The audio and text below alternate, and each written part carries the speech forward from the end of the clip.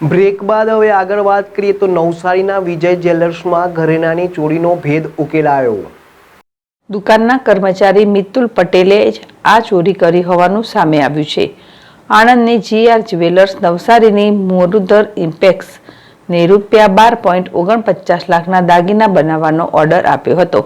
આ ઓર્ડરમાં 3 જોડી સોનાની બંગડીઓ સહિતના દાગીના હતા। દુકાનના માલિક વિજયભાઈ શાહે આ દાગીના આંગડિયા મારફતે મોકલવાની જવાબદારી કર્મચારી મિતુલ પટેલને સોંપી હતી।